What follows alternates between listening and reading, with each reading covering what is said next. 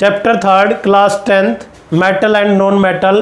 पिछली वीडियो में हमने धातुओं के वर्जन, निष्पादन, उनकी ऑक्सीजन से अभिक्रिया, इसके अलावा अम्लों के साथ अभिक्रिया और कुछ ऐसा पढ़ा था। आज पढ़ेंगे विस्थापन अभिक्रिया के बारे में। जब मैग्नीज डाइऑक्साइड एल्युमिनियम के साथ अभिक्रिया करता है तो एल्युमिनियम इसके ऑक्साइड में से मैग्नीज को अलग कर देता है।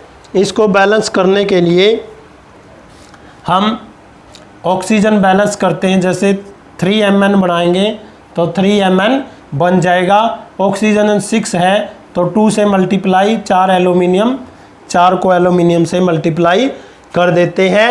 तो इस प्रकार से ये विस्थापन अभिक्रिया का एग्जाम्पल बन जाता है। सिमिलरली इसी प्रकार जब आयरन ऑक्साइड एल्युमिनियम के साथ अभिक्रिया करता है तो एल्युमिनियम ऑक्साइड, जिसको एल्युमिना बोलते हैं, और Fe को साइड में कर देता है। इस अभिक्रिया के अंदर काफ़ी मात्रा में ऊष्मा बाहर निकलती है। ये इतनी अत्यंत ऊष्माक्षेपी होती है कि जो आयरन है वो गलित अवस्था में आ जाता है, जिसको हम वेल्डिंग पर्पज़ के लिए या रेल गाड़ियों की जो पटरी होती है उसको जोड़ने के लिए बोलते हैं। इस प्रकार की अभिक्रिया को थर्मिट अभिक्रिया भी कहते हैं या थर्मिट रिएक्शन कहते हैं, क्योंकि जो लोहा है वो गलित अवस्था में आ जाता है और जिसको हम रेल की पटरियों के बीच जो दरार होती है उनको जोड़ने के काम में आता है। वेल्डिंग पर्पज़ के लिए या रेल की पटरियों को जोड़ने के लिए जो लोहा है गलित अवस्था में आ जाता है। इस प्रकार की अभिक्रिया को थर्मिट अभिक्रिया या इंग्लिश में थर्मिट रिएक्शन कहते हैं। सक्रियता श्रेणी में सबसे ऊपर की धातुओं का निष्कर्षण, जैसे Na sodium, magnesium, calcium, aluminium, इन धातुओं का जो हम निष्कर्षण करेंगे केवल वो अपचयन के द्वारा नहीं किया जाएगा। अपचयन का अर्थ है यहाँ पर कार्बन के साथ उनकी रिएक्शन करना, अभिक्रिया करना, क्योंकि इनकी जब ये ऑक्साइड के रूप में मिलेगी तो इनकी ऑक्सीजन के प्रति बंधुता अधिक होती है, बंधुता अलग होती है। और इसके बाद इनको हम कैथोड के रूप में और एनोड के रूप में अलग अलग अध्ययन करते हैं। जैसे सोडियम जब एक इलेक्ट्रॉन ले लेता है तो सोडियम न्यूट्रल, जब 2 क्लोराइड आयन कैसे बनते हैं जब 2 इलेक्ट्रॉन गेन कर लेता है। इसी प्रकार copper, zinc, tin, nickel, silver और गोल्ड, यानी तांबा, जिंक, टिन, निकिल, चांदी और सोना जैसी धातुओं का हमने परिष्करण करना और रिफाइन करनी हो, शुद्ध करनी हो, तो इसको कैसे बनाते हैं। शुद्ध धातु को कैथोड बनाया जाता है। शुद्ध धातु को कैथोड बनाया जाता है जिसके ऊपर नेगेटिव चार्ज होता है, जिसको हम लॉस ऑफ इलेक्ट्रॉन बोलते हैं। और अशुद्ध धातु को एनोड बनाया जाता है। यहाँ पर विलयन लिया जाता है और जैसे ही हम करंट पास करते हैं, पॉजिटिव नेगेटिव 2 टर्मिनल लेके बैटरी लगाते हैं, करंट पास करते हैं, तो विलयन में से शुद्ध धातु कैथोड पर चली जाती है और अशुद्ध धातु एनोड पे इकट्ठी हो जाती है।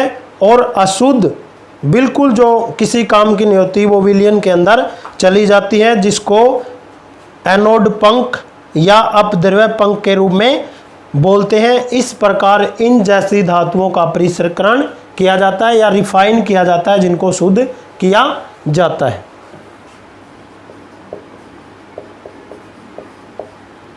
हमने प्रथम अध्याय के अंदर फर्स्ट लेसन के अंदर पढ़ा था संसारण या कोरिजन ऑफ एलिमेंट मेटल। जब किसी धातु को, जैसे खासकर आयरन, लोहे की वस्तुओं को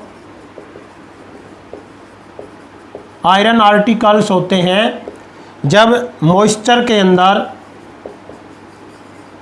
या नमी के अंदर खुला छोड़ दिया जाता है तो कुछ समय बाद उस पर भूरे रंग की परत चढ़ जाती है, जिसको जैसे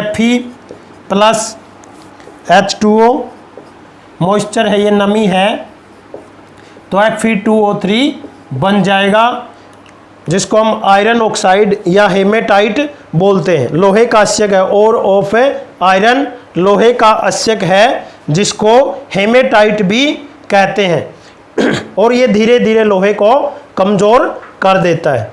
इस प्रकार जैसे इसको जंग से बचाने के लिए वस्तुओं को, या लोहे की वस्तुओं को जंग से बचाने के लिए सबसे पहले उस पर पेंट किया जाता है, पेंट करके, दूसरा ग्रीस करके, या लोहे की वस्तुओं पर जिंक की परत चढ़ाने को यस्द लेपन बोलते हैं, गैल्वेनाइजेशन, जिसको इंग्लिश में गैल्वेनाइजेशन बोलते हैं, जिसको यस्द लेपन मतलब लोहे की वस्तुओं पर जिंक या जस्ते की परत को चढ़ाना गैल्वेनाइजेशन कह लेता है, जिसको जंग लगने से बचा सकते हैं। इसके अलावा जो हम पढ़ते हैं इसमें शुद्ध सोना AU, जिसको हम गोल्ड लिखते हैं, सोना, जो AU इसका सिंबल है गोल्ड सोना, वो 24 कैरेट का होता है। लेकिन आभूषण बनाने में केवल 22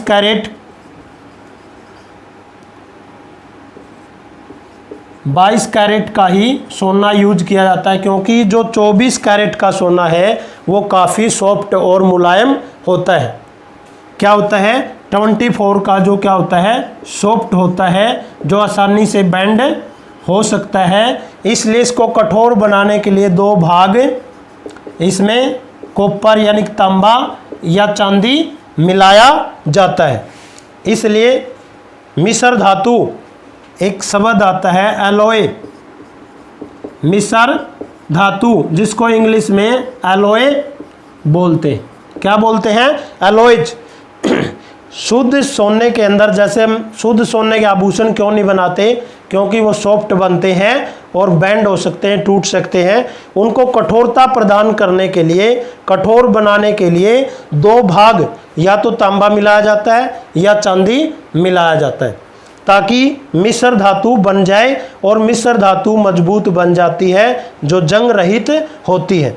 जैसे हमने पढ़ा था, लोहे के ऊपर जिंक की परत चढ़ाना यस्द लेपन या गैल्वेनाइजेशन कह लेता है। इसी प्रकार मिश्र धातु को बनाने का उद्देश्य क्या है? उसको कठोरता प्रदान करने के लिए बनाया जाता है।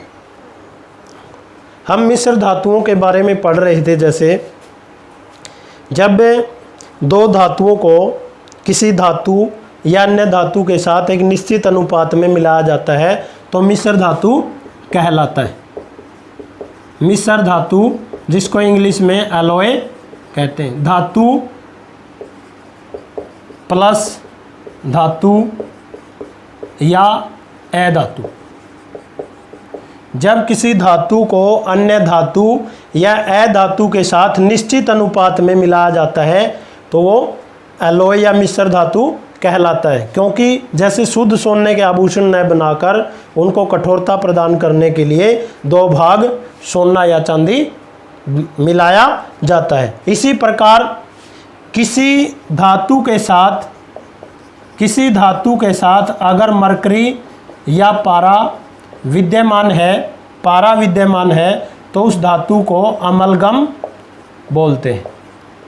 किसी भी धातु के साथ अगर मरकरी या पारा विद्यमान है तो उसको धातु अमलगम कहते हैं। क्या बोलते हैं? धातु अमलगम। अब जैसे एग्जामिनर पूछता है बड़े बड़े टेस्टों के अंदर भी, पित्तल व कांसा की मिश्र धातु लिखिए। जब कॉपर और जिंक को मिलाया जाता है, कॉपर और जिंक को मिलाया जाता है तो पित्तल बनता है। कॉपर और टिन, एसन क्या होता है? टिन धातु। ये जिंक, कॉपर और जिंक को जब निश्चित अनुपात में मिलाया जाता है तो पित्तल बनता है, और जब कॉपर और टिन को आपस में मिलाया जाता है तो कांसा बनता है। Textual question and exercise question of this lesson will be in discussed in next video. Thanks for watching.